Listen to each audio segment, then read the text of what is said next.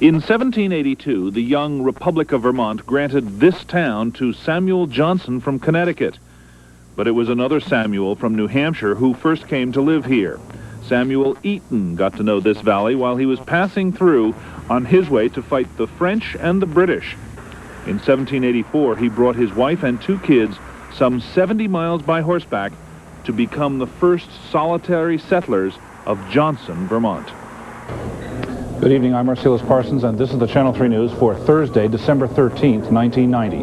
While Samuel Eaton was putting down his family roots here in this community along the banks of the Lamoille River, Samuel Johnson was on his way to becoming the first president of Columbia University in New York.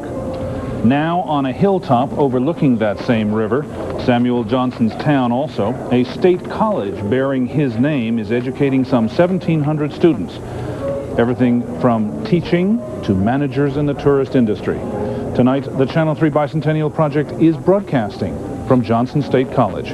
While you may be just starting your dinner, the Stearns Dining Hall here has just finished serving supper to most students, and they're preparing a banquet for the seniors who will graduate later this month. Most of them are cramming for finals because the first semester is just about over. It has been a semester to remember for the new president of Johnson State College. We will be talking here to Lynn Veach-Sadler within a few moments about this fall semester.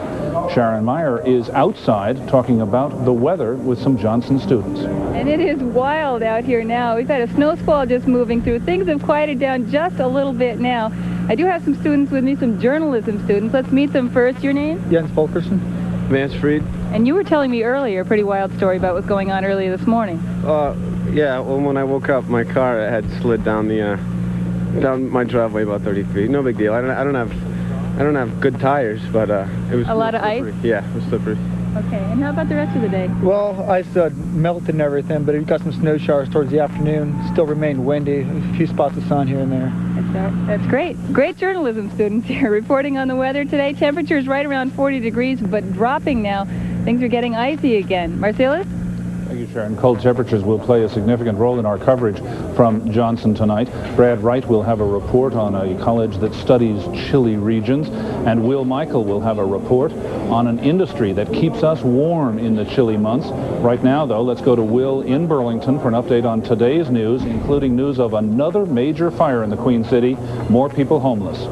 Indeed, Marcellus, the second fire in 2 days here in the Queen City has left more than a dozen people homeless. Firefighters were called to an apartment house at the corner of South Union and Buell Street shortly after 5 o'clock this morning. After neighbors called, they reported a loud popping flames before flames broke out.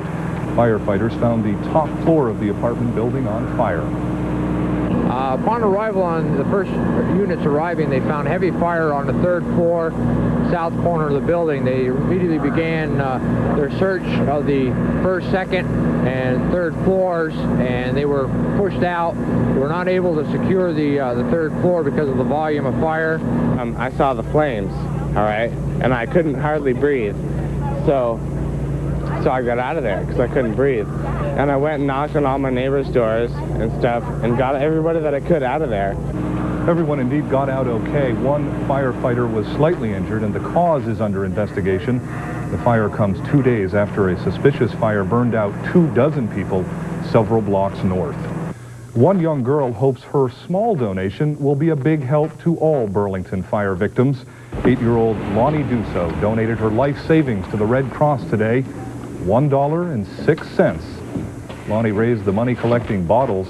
She says it feels good to help people who, quote, have nothing but a burnt house. Teachers said to bring in money for the fire victims, and so I got all of my money out of my piggy bank, and I put it into a plastic bag, and I brought it to school. My teacher said that I was the only one to bring it to school, so she gave it back to me, and I brought it to the Red Cross. We're committed to helping those people get back on their feet, whether it's a big fire like this one or even a smaller one somewhere else where there aren't as many families affected. And it doesn't matter how big or small a donation? No, it doesn't. Every little bit's a help. So far, the Red Cross has spent more than $5,000 helping those fire victims. 3 Burlington men are denying that they started the October 30th fire that destroyed a 6-unit condominium in Valade Park. Paul Hennessy and Jeff Kane, both age 19, and 20-year-old John Jodin are charged with first-degree arson at the Burlington District Court this morning. Police claim the trio torched the condos as a cabbage night prank. The units were still under construction. Judge Ronald Kilburn imposed a curfew and released the suspects in the custody of their parents. More Vermont National Guard forces were deployed today, a continuation of Operation Desert Shield. But the 12 firefighters from the Vermont Air Guard will not be heading to Saudi Arabia. Instead, they will be going to the Plattsburgh Air Force Base. In the first call-up of the Air Guard since '51, the men are covering for Air Force firefighters already in the Persian Gulf. You're fortunate, and we are all delighted that you're only deploying across the lake to Plattsburgh. I hope that you'll be able to spend a little more time with your families than perhaps somebody who's in Saudi Arabia, and I'm sure you will. And that's good news for all of us. On the other hand, your lives are being disrupted. Some of you are taking pay cuts. Your families are going to see less of you, just as with everybody else in Desert Shield. And I want to tell you that we're proud of you. The Vermont crew will stay in Plattsburgh for 6 months. They will work 24-hour shifts on and off, so firefighters can have time to visit family back in Vermont. Stay with us. We'll be bringing you much more news on this Thursday evening. Vermont governor says people are getting ripped off at the gas pump and the home heating tank, but they don't know who's to blame. And Champlain College is threatening to sue the city of Burlington over parking. We'll have those stories and the rest of today's news, weather, and sports when we come back. A state task force studying the sharp hike in heating oil and gasoline prices says its probe has ended in frustration. Governor Madeline Kunin ordered the report after gas prices shot up after the Iraqi invasion. Somebody's making a lot of money, but we don't know who. This looks very much like it could be a rip-off, but we don't know who is ripping off the system at what point. There's a very long, literally, pipeline of oil between the refinery or even between the source abroad and when you put it into your gas tank or when you put it into your fuel tank. Kunin says it's hard to pinpoint blame because the Attorney General does not have the power to subpoena the necessary documents from fuel companies on inventory and costs. The fuel industry says its costs have gone up along with gas taxes, and some lawmakers who worked on that study want legislation that would give state authorities more clout when investigating gas pricing policies. Governor-elect Richard Snelling today got more grim news about possible law cuts in law enforcement. During today's round of budget hearings, public safety officials told Snelling they may have to reduce the trooper force of 293 by more than a third. That reduction would comply with the Kunin administration's order to cut back state budgets 20%.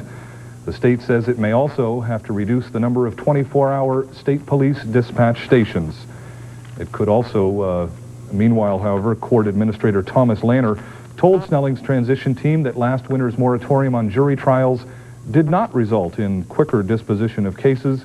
Instead, Lanner said it resulted in fewer out-of-court settlements. The former acting director of continuing education at the University of Vermont is now filing state and federal charges of sex discrimination against the university. Lynn Ballard claims she was passed over for the permanent position last June, and the man who was selected was then offered more money. Ballard says she decided to sue UVM after negotiations failed to resolve her disagreement with the university. She says that a civil suit will follow up the state and federal discrimination charges against UVM. On another campus, Champlain College is threatening to sue the city of Burlington. Officials there claim that parking regulations approved just last night illegally discriminate against students and most everyone else.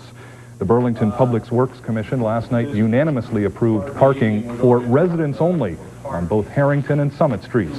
For more than a year, locals have complained that the growing number of Champlain student drivers has made on-street parking impossible. Champlain says it is illegal for city officials to ban public parking on streets built with taxpayer money. We still believe that this policy is blatantly discriminatory. Students are being treated as second-class citizens. Other residents of Burlington, I'm a resident of Burlington, I'm being discriminated against in terms of my ability to park on a city street, a public city street. I mean, this is just a residential neighborhood. The people are trying to protect their neighborhood and not change the character of their neighborhood. I don't think they're out to get the working classes. It's been proven in Supreme Court decisions that this is a legal option for people to take to protect their neighborhoods. Champlain College officials say they are considering a civil rights lawsuit against the city of Burlington. A movement opposing this country's activities in Operation Desert Shield seems to be picking up some momentum at Johnson State College. The Peace and Justice Club is encouraging people to phone the White House and congressmen to demand a peaceful resolution to the crisis. The club receives some money through student activities fees, and it is also offering advice on the draft and how to attain conscientious objector status should the government reinstitute the draft. What we're trying to do today, and for the next 3 days, is set up a phone-in / letter writing / petition information, and we'll have a Christmas card for people to sign. And because we want to give people the opportunity to voice their opinions to the leaders that supposedly represent us. We're into grassroots democracy, and we want to make that work until its fullest. Shapiro added that his group is demanding that the school provide more education on the Gulf crisis and on draft education issues. Brad, any indication that this group is gathering momentum on this campus? Well, it's hard to know exactly what the students are thinking. The majority of the students are thinking, but Shapiro did say that the group started the semester with 4 or 5 students, and now there are about 50. Okay, thank you, Brad. That club has its headquarters right here in the Stearns Dining Hall room at Johnson State College. We will be talking to the president who runs this campus right after this break. It's all part of our coverage of Lamoille County in the Ist Republic, the 14th star.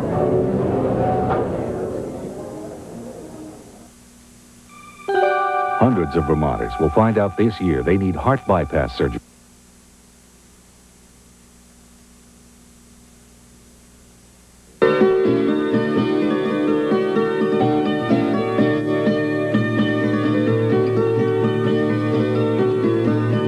Ist Republic 14th Star is brought to you tonight by Blue Cross Blue Shield of Vermont, your friends and neighbors working hard to ensure that all Vermonters have access to health care coverage. And by Union Bank of Lamoille County, 100 years of interest and trust in our community.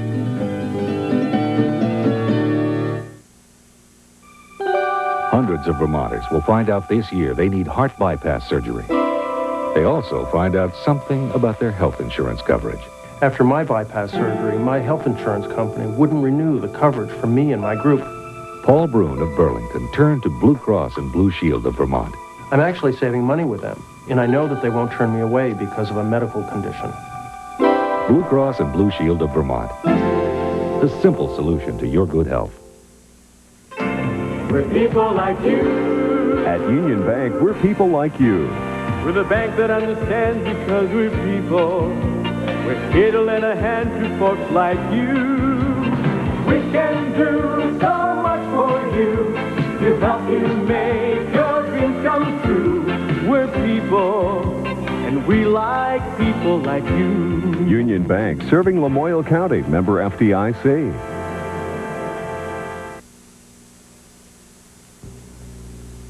This is Tim Lewis. 2 nights ago, we told you about the creation of the Poor People's Academy in Morrisville. Back then, Johnson was where many of the rich kids of Morrisville went to school. The Lamoille County Grammar School was started here in 1836. Now, it's known as Johnson State College.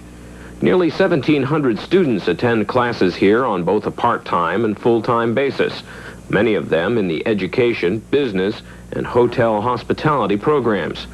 After 4 years, most will receive a liberal arts degree. Johnson is part of the Vermont State College system, which saw a record number of Vermonters enrolled this fall. 79% of the students are from in-state. Johnson State College has a relatively new president, Lynn Veach Sadler. She came here last summer among high praise from the search committee that chose her and from the education community. Then there was a falling out with the State College Chancellor, Charles Bunting. You resigned or were fired. There was a lawsuit. You were reinstated. You are back here. It's been quite a fall. That was all just before classes began. What's this first semester been like? Well, I guess I would say it was a long, hot summer, but the fall has been wonderful. We're back on target. Our enrollment is up. Our retention rate is up. Our students are moving forward. They are activists as usual in the best sense. In fact, I think you've seen some of them today. They are trying to get us into dialogue rather than war. They are worried about people forgetting the women who were slain in Montreal last year, so they had a candlelight vigil for that. I had a student come running up to me this afternoon when she found out that I had 2 minutes and said, please make sure that everybody in Vermont and elsewhere knows about our Semester in London program. We have 15 students who will be returning home tomorrow. Similarly, our Quebec students who've been on an exchange program will be coming home this week. We have just all kinds of activities underway on this campus. We're delighted to have you here, by the way. Thank you. In talking earlier, you said that some students will have to take a semester off because of the difficulty of paying for education. That is correct. I have been, to my chagrin and to the chagrin of higher education in general, hearing more and more talk from students that given the rises in the price of education, they may have to take at least a semester, sometimes a year off to get the funding to come back. A little bit earlier in this program, we heard the state police director say that if the budget cuts go through, he's going to have to cut 1/3 of the state police force. Obviously, the whole state is facing critical budgetary problems. How do you weather this storm? Well, we get more creative. We go back and look very carefully at our spending. We have already faced 2 rescissions and come through. Our hits will be taken in as close as we get to frills and bows, and unfortunately that's in equipment. We are hopeful that we will not have to lay off faculty and staff. Any particular trick to weathering the storm? Well, so far the Vermont State Colleges have not experienced a downturn in applications or in enrollments. We have, for example, at Johnson State, the enrollment has increased 46% in the last 5 years. It was up again this year. So we don't know exactly how that will go. You know, in economic times, people suddenly recognize that coming back and adding another degree or another certificate is a good way to get a job. So we may see some of that too. Okay, thank you very much. The president of Johnson State College, Lynn Beach Sadler. Some of those people who are going to graduate are at this moment having supper here at Johnson State College. We'll continue our bicentennial coverage in just a moment.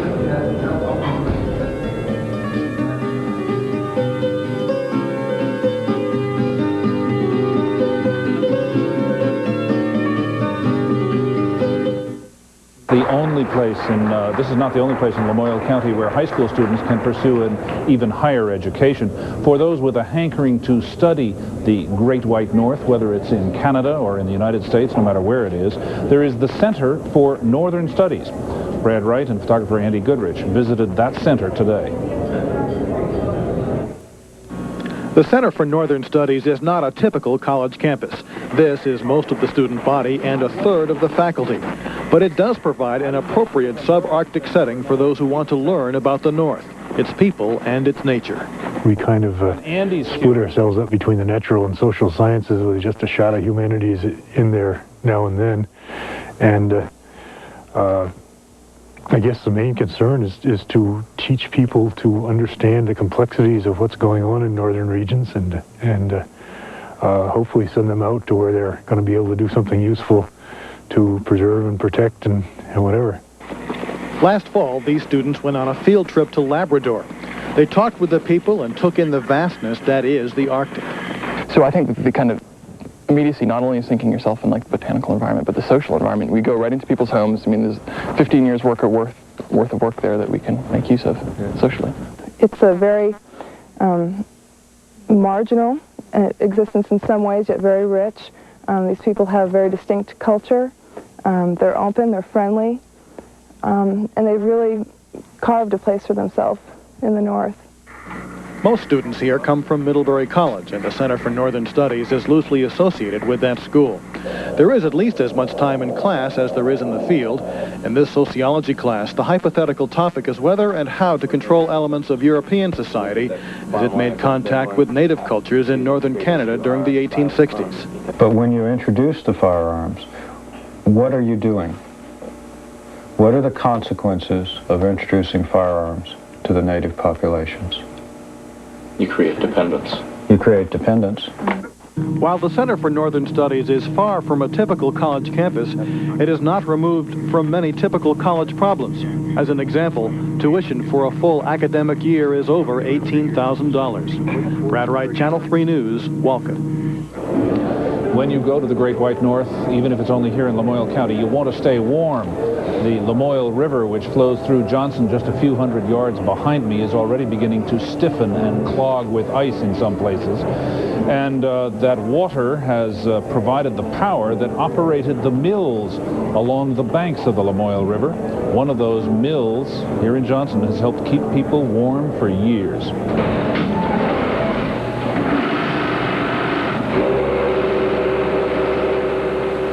No matter what else has changed, wool pants are still basically made the same way. Quality cloth, cut by pattern, and stitched together by people who know what they're doing. But the wool industry has changed a lot since the Barrows family first set up shop here in the late 1800s. In the beginning, the mill made only the material, then started making clothes too, to consume some of what the mill produced. And those clothes were tied to the lumber industry. After World War II, with the invention of nylon and some of the synthetic garments, we noticed a change in the buying habits of our customers. And good Johnson people wanted lighter garments, you know, because they began to come out with the new types of underwear, and eventually the chainsaw was developed, and you see, in the old days they used to go into the woods and stay all winter in these like dormitory type buildings and right. Just cut wood, and they stopped doing that. The wool industry hasn't really grown the way the rest of garment manufacturing has, so Johnson Woolens will probably remain as it is.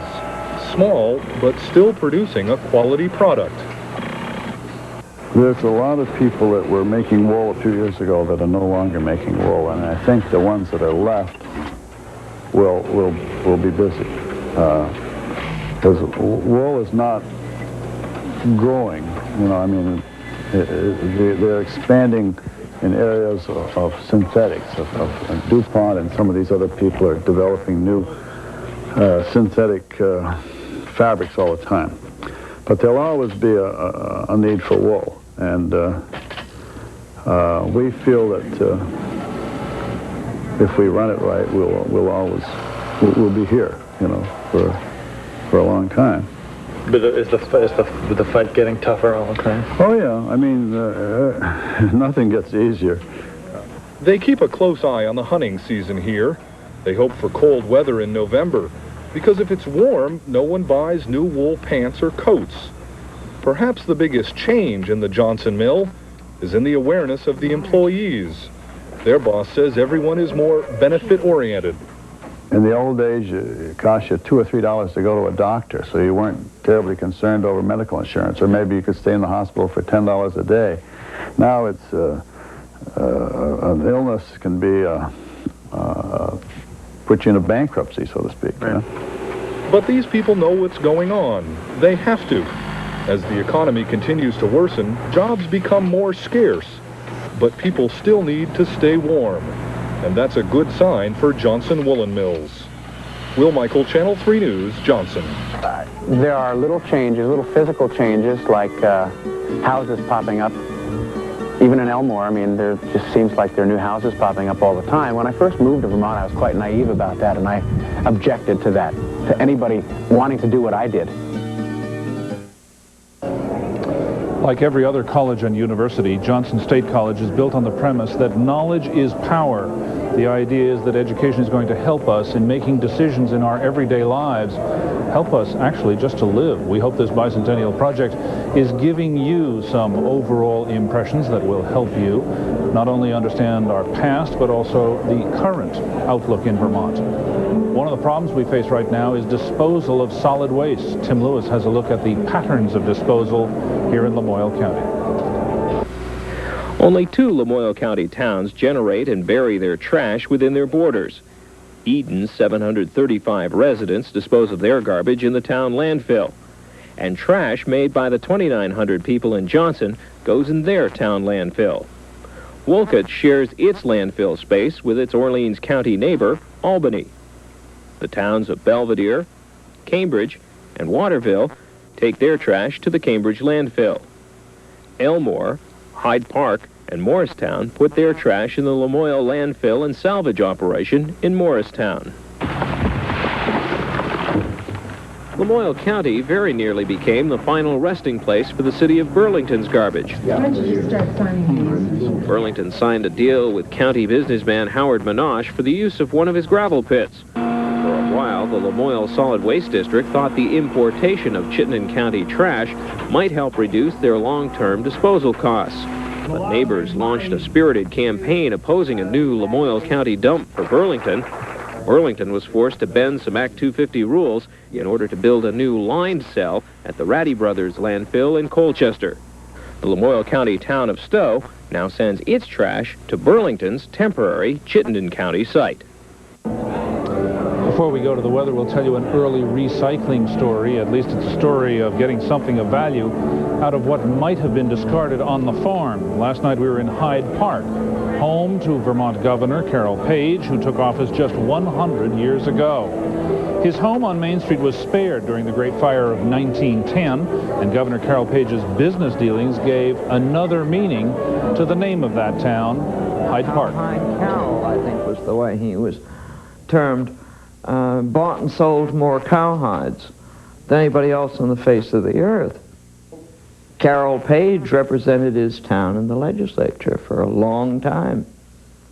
But every kid in Vermont who helped slaughter the family beef or whatnot could pack up the green cowhide and send it up on the train to Hyde Park and get money back.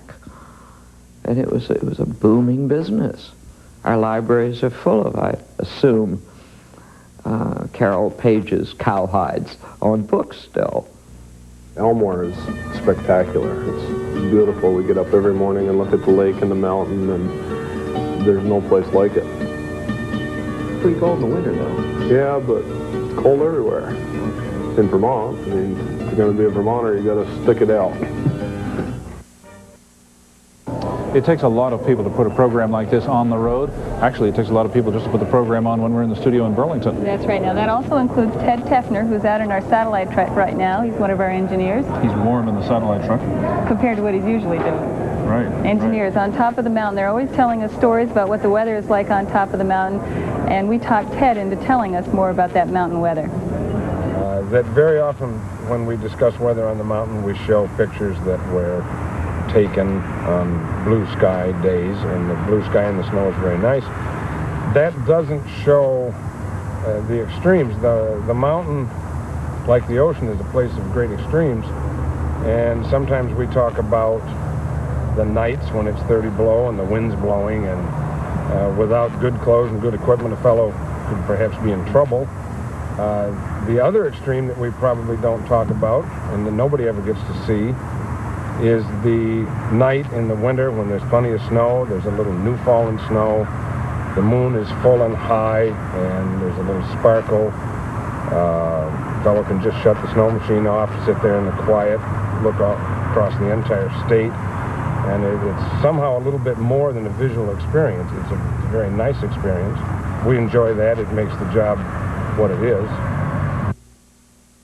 A snow squall moved through Johnson just before 6 o'clock tonight, but as of yesterday, precipitation back in Burlington was running behind normal for the month of December. Not to worry, for the year so far to date, we are still well above normal. The average temperature yesterday in Burlington was 26 degrees. That's 2 degrees above normal. Gave us 39 heating degree day units. It's been mild so far this season. We've used 13% fewer heating degree day units.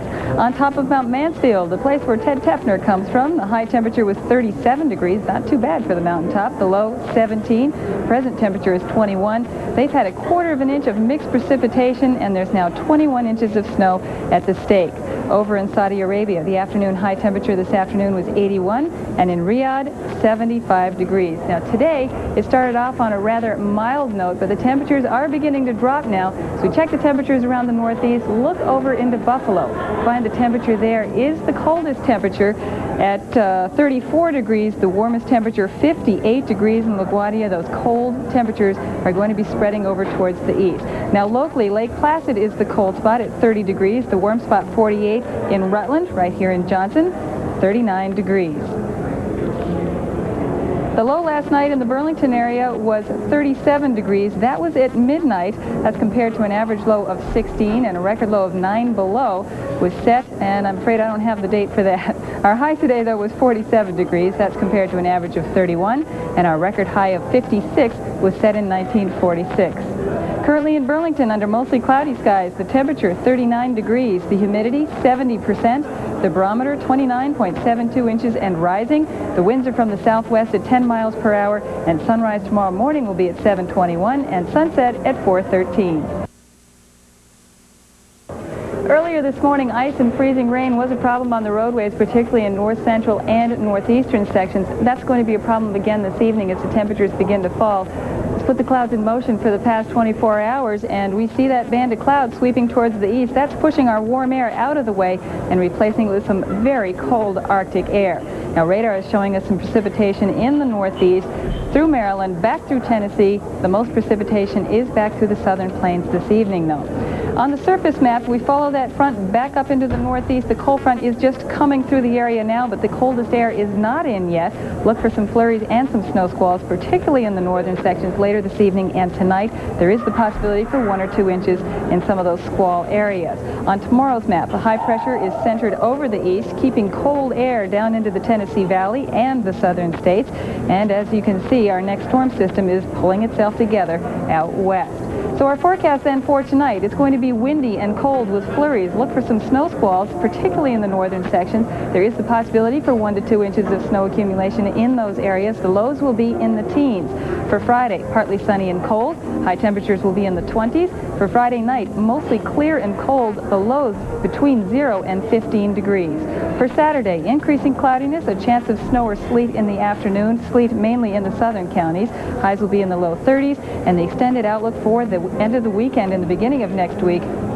There's a chance of snow or freezing rain on Sunday. On Monday, a chance of rain or freezing rain. And on Tuesday, a chance of rain. By then, the high temperatures up in the 40s. It certainly seems like somebody's playing a cruel trick on us with some of this weather these days. It's hardly winter sometimes. Snow squall at once and then rain later. Got to change at some point.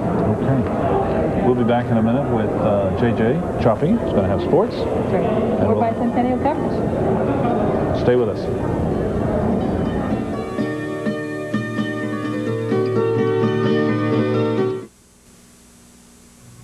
The Boston Bruins and Hartford Whalers meet again tonight in the second half of their home-and-home series. The Bruins took the opener last night in Hartford and have a chance to make it a sweep tonight at the Garden. The Babs on the road.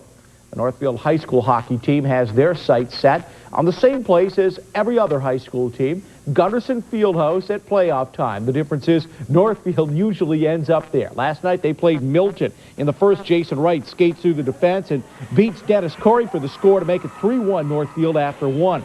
Milton would cut the lead in the second. Greg Needle with the backhand, the save. David Shortsleeve gets the goal off the rebound, 3-2 Marauders. Still in the second, though. It's Galen Drown with the blast. Mike Hall there to bank it home to make it 4-2. And Needle all alone in front, but a great save by Brian Elwell. Northfield will put it away. Darrell Drown again, open net in front. He scored. Marauders go on to an 8-4 win. We have real good balance in our team, and you know, frankly, I'm very surprised that we handled them as easily as we did. You know, they beat Harwood 7-0, and we lost to Harwood in a scrimmage. So we were prepared to face the best team we thought we were going to face the best team we'd see all year tonight. Tonight was a big win. About the next game, you know, we play some easy teams. Competition's not that high in some games, and in other games it's really high. But the rest of the season, we look for a strong season. The Dartmouth College hockey team suffered a thorough beating last night. The RPI Engineers pasted the Big Green 10-1. Mickey LeBlanc of Essex scored a pair of goals for RPI. And when we return, the Boston Celtics in action last night against the Central Division leading Milwaukee Bucks. I'd like to see more stuff go on in Lamoille County. I mean, there's really nothing to do in Lamoille County. This is about to be the only event really that goes on. I mean, there's nothing else that goes on. I mean, like you have John State College. They give nothing for him to do in the town. And they give him no chance to do anything. You know, this gives everybody a chance on a Sunday to come down and do what they want to do. The criticism of the Celtics this year is that they've accumulated a winning record because of weak competition. There's nothing weak about the Central Division leading Milwaukee Bucks, and there was nothing weak about the Celtics 75. Well, some more postseason football honors for Ivy League champion Dartmouth. This is a biggie. Defensive back Brad Preble has been named to the academic All-American team. 50 tackles and a 3.71 grade point average. Those are pretty good stats. Baseball Commissioner Fay Vincent is in a Greenwich, Connecticut hospital tonight for treatment of pneumonia. A spokesman says it's not expected to be a long stay. Also in baseball, the St. Louis Cardinals inked former Kansas City first baseman Gerald Perry to a 3-year deal worth $3.3 million. And coming up next, our Thursday night ski report with Jeff Hastings. I went to dairy farm. And my dad and mom, they wanted me to go on to college. And I said, no, I want dairy farm. And Dad says, by the time you're 40 years old, he says, there won't be 5 farms in the town of Eaton. And I thought he was crazy. And I'm telling you, he was right on the money. It's time now for our weekly ski report. As we do each Thursday, we call on Jeff Hastings to update us with the latest information from the slopes. Snow guns, can't live with them, can't live without them. Hi, this is Jeff Hastings with your Pro Ski 1 Inside Ski Report. This report is compiled by our staff of independent ski reporters. Obnoxious as they are, you better thank snow guns for the fact that you can break out the boards at all. Now, there have been intermittent flurries over the week, particularly in the north, but not enough to affect the skiing this weekend. Across the board, you can expect fast, man-made surfaces that will start out groomed corduroy in the mornings and wind up bulletproof by the afternoon. Still not a great deal of expert terrain open. You will find black diamonds at Jay, Sugarbush, and Killington, but you'd better have an alarm clock or sharp edges if you want to enjoy it. For the rest, I'd look to areas with extensive snowmaking, like Cranmore, Bretton Woods, or Okemo. I gotta warn you, though, it's probably going to be getting crowded out there. For special events, both Stowe and Gore are hosting demo days this weekend. Your chance to try before you buy. And remember, for an independent look at ski conditions around New England, you can call Pro Ski 1 24 hours a day. That concludes this week's ski report. For Pro Ski 1, this is Jeff Hastings reminding you to keep the eyes moving, leave yourself an out. We'll see you out there. Well, that'll do it in sports this evening. In a moment, we'll bring you back to Lamoille County for more bicentennial coverage. I think Elmore, I mean, we're definitely changing, but I think it will always kind of be like it is. I don't think we're going to get too big, and we're not going to see a lot of businesses in town, that type of thing. I mean, we are kind of a bedroom community, and people don't live in Elmore and work here. But I think things are going to stay pretty much like they are.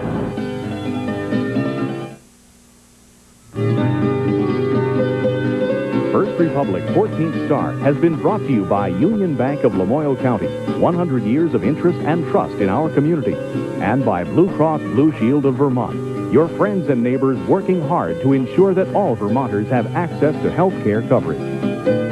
Fishman's has Levi's 505 jeans for Christmas. Comfortable, durable, pre-washed jeans at just $19.99. Fishman's, your Levi's jean store in Virgins and Ticonderoga. Those people below us are the graduating seniors, the seniors who will graduate from Johnson State College this December. In just a few weeks after they have their dinner, they will be going back to hit the books. Johnson State College occupies the high ground in this Lamoille County town, but there is one other institution of higher learning in this community, and that is becoming a major presence downtown in the village, closer to the Lamoille River. Over 17 buildings are now part of Vermont's Studio School in Johnson.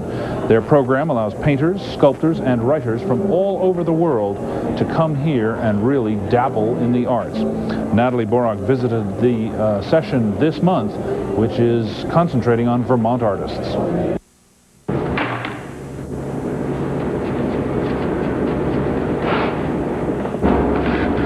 Nancy Taplin is enjoying her freedom. At the Johnson Studio Center, she has 1 week without interruption.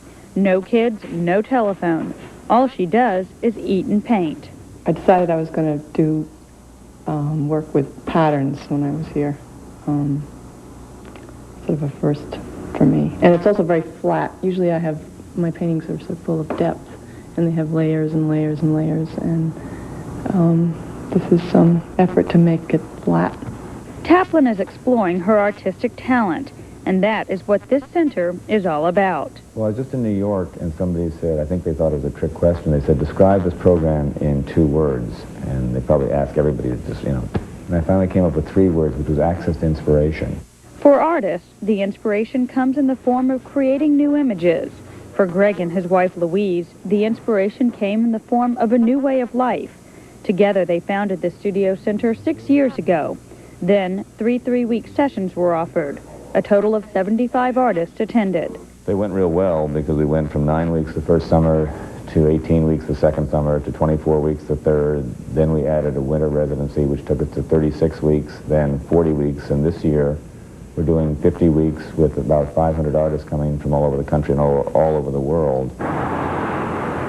That growth has been a boon to the town of Johnson. The art colony now occupies 17 buildings in the center of town. One of the things that I find really nice about being in Lamoille County and being in Johnson is that it's a very straightforward, real town. People go to work at the electric co-op, people go to work at the lumber mills, people go to work at the college, and we go to work in the studios.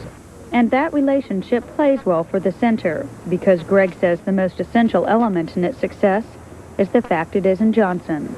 Natalie Borak, Channel 3 News, Johnson. Painting and art have been an integral part of Lamoille County for a number of years, in fact going back at least 100 years. Back then, at the time of the Civil War, a young man went off to be a drummer boy for the Union Army. He became one of that era's most noted painters. His name was Julian Scott. He was born in Johnson in 1846. He left here at the age of 15. I'm not sure how much the town remembers that he was a part of the town. He has traces to the town. His home is still here. His name is on the Civil War monument. The site at which he attended Lamoille Academy is still here. His mother, his 2 brothers, and his maternal grandmother are buried here. He tried to paint the Civil War as he saw it. If you were to look at the works of many other Civil War artists, it probably is not a true-to-life work. It's as they perhaps imagined it. Julian is different in the respect that he was actually a Civil War soldier. He saw combat, so he had an opportunity to know what it was really like, what the life of the simple soldier was like, and he tried to portray it. General Smith was born in St. Albans. He came from a very prominent family. He had ties back to 2 Vermont governors, one of Vermont's first judges. He graduated in the United States Military Academy class of 1845, 4th in his class. Was, at least in his own opinion, destined for great things. Julian, in many respects, has been forgotten, but he's probably one of the top 10 Civil War artists. The Civil War was not the only major war in this area. In fact, during the War of 1812, Lamoille County played a critical role. It's where we get the name Smuggler's Notch, and that plays a role in our broadcast tomorrow night, our final broadcast from Lamoille County. Smuggler's Notch is where Vermont farmers brought cows and materiel that they were smuggling to the British forces in Canada during the War of 1812. Vermonters were always trying to make a buck. We will be broadcasting from one of the last working farms close to Smuggler's Notch tomorrow night. We hope you will join us. The Johnson State College students are finishing their dinner here, and they are about to hit the books, cramming for final exams. Our thanks to them for being our hosts for this Thursday evening. They've been terrific. They've been great, especially the 2 that I talked to earlier tonight. They were terrific, and I've met a lot of very bright students around there, and they're all going to be after our jobs in about 2 years. They were great. It is one of the sad things of this broadcast is that we cannot put in all of those stories and suggestions and talk to all of the people that you have told us about, but nonetheless we appreciate your suggestions. We hope you'll keep them coming. That's right, definitely. It smells good down there. It is. It is time for us to fold our tents and perhaps join them for dinner. From all of us here on the road and those back in Burlington, thanks for watching. For Sharon Meyer and the rest of the crew, I'm Marcellus Parsons. Good night.